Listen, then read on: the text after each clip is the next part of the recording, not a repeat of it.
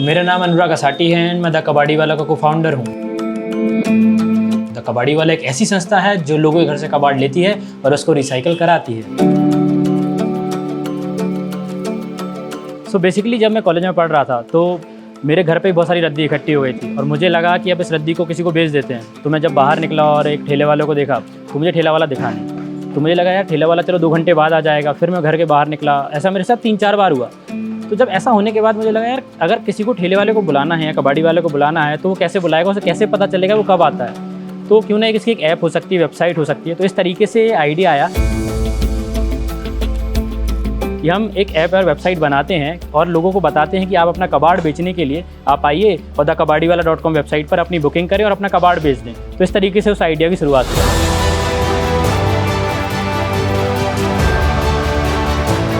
thekabadiwala.com घर से लेके इंडस्ट्री तक सब जगह से कबाड़ उठाता है, जैसे कि दुकान हो गया, ऑफिस हो गया है, गवर्नमेंट ऑफिस हो गया, private office, industry, manufacturing industry, उन सबको कबाड़ की सर्विस देता है। इसके साथ EPR, प्लास्टिक क्रेडिट, इस तरीके की सारी सर्विस देता है। इनफैक्ट म्यूनसिपल कॉर्पोरेशन को भी MRF मैनेजमेंट करने की सर्विस देता है। इस तरीके से द कबाड़ी वाला सर्कुलर इकोनॉमी और सस्टेनेबिलिटी की ओर काम कर रहा है। कविन सर जो मेरे को फाउंडर हैं, इनसे मैं 2012 में मिला था। ये मेरे बड़े भाई के प्रोफेसर हैं, तो इनकी मेरी मुलाकात उनसे तब हुई थी। और जब से मैं इनको जानता हूँ, जब मुझे आइडिया क्लिक किया था तो मैं सबसे पहले कविन सर के पास गया था और हमने डिस्कस किया था कि चलो इसको स्टार्ट करते हैं। 2013 में हमने इसको स्टार्ट किया था और जैसे मैंने बताया मैं कॉलेज के फाइनल ईयर में था उस टाइम पे।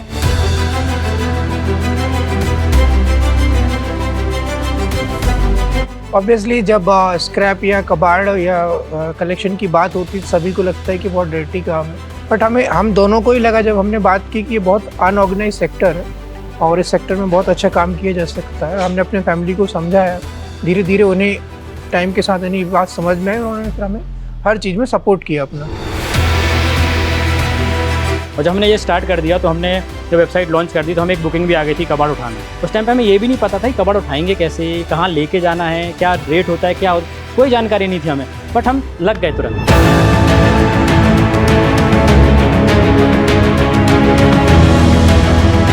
जब हम घुसे तो पता चले तो 40 से ज़्यादा प्रकार के मटेरियल हैं। प्लास्टिक जो हम प्लास्टिक देते हैं वैसे प्लास्टिक नहीं है, प्लास्टिक में भी 10-15 वैरायटी हैं। ये LD, HD, PP। पेपर हम जैसे देखते हैं वो पेपर नहीं है, पेपर अलग है, नोटबुक का पेपर अलग। जब हम लोगों को बताते थे तो लोग उस पर हंसते थे कि लोग अब कबाड़ भी ऑनलाइन बेचेंगे क्या। उस टाइम पे लोगों को बताना कि अब कबाड़ भी ऑनलाइन बेच सकते हैं बहुत डिफिकल्ट था। पहले लोगों को ये भी नहीं पता था कि क्या मटेरियल रिसाइकल कर सकते। पेपर तो फिर भी लोग पहले रखते थे, बट प्लास्टिक हो गया, ऐसे मिल्क पाउच हो गया, ऐसे बहुत सारी चीज़ें फेंक देते हैं। बट धीरे धीरे लोगों को जागरूक किया हमने, बहुत सारे सेमिनार्स लिए लोगों को बताया और धीरे धीरे आज लोग जान पा रहे हैं कि क्या रिसाइकल कर सकते हैं। हमने भोपाल से इंडिया का पहला मैट्रेस रिसाइकलिंग प्रोग्राम शुरू किया था। ऑलरेडी हम 800 से ज़्यादा मैट्रेस कलेक्ट कर चुके हैं और अभी भी ये बहुत बड़ा अच्छा प्रोग्राम चल रहा है। अभी करीब 130 लोगों की डायरेक्ट टीम है जो हमारे कंपनी के अंडर में काम कर रही है। करीब 300 ऐसे और लोग हैं जो इनडायरेक्टली हमारे थ्रू ही काम पा रहे हैं। अभी हमारा एनुअल टर्नओवर 10 करोड़ से अधिक है और अगले साल तक हमें इसे कम से कम 3 गुना आगे लेके जाना है।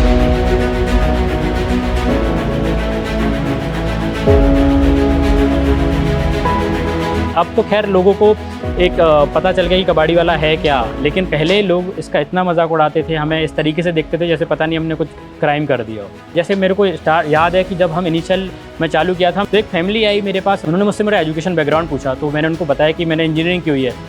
तो उन्होंने अपने दोनों बेटों को बुलाया, एक बेटे को बुलाया, बोलते हैं मैं इसको डॉक्टर बना रहा हूँ और ये मेरा छोटा बेटा, मैं इसे इंजीनियर बनाने वाला था, लेकिन अब मुझे पता चल गया है कि इंजीनियर कबाड़ी बनते हैं तो मैं इसे इंजीनियर भी नहीं बनाऊंगा। इनिशियली हम खुद लोगों के घर में कबाड़ उठाने गए हैं और मैंने देखा है लोग किस तरीके से बात करते हैं। जब मैं लोगों के घर से कबाड़ उठाता था तो लोग बोलते थे भैया वहाँ से उठा लिया, वहाँ झाड़ू भी लगा देना, वहाँ सफाई भी कर देना। हमारे साथ बहुत ज़्यादा चीटिंग हुई, मतलब चीटिंग तो डायरेक्टली कोई नहीं किया, बट हमारे साथ ऐसी चीटिंग हुई जैसे मैं एक घर गया था तो उन्होंने बोला कंप्यूटर है कबाड़ के में भाव में ले जाओ।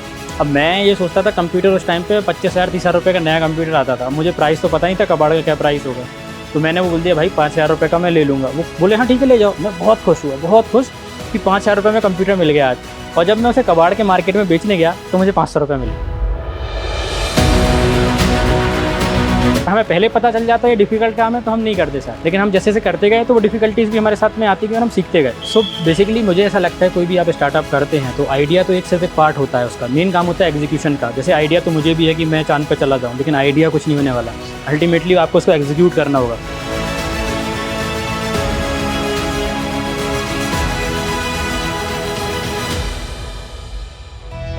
क्योंकि सच करीब से दिखता है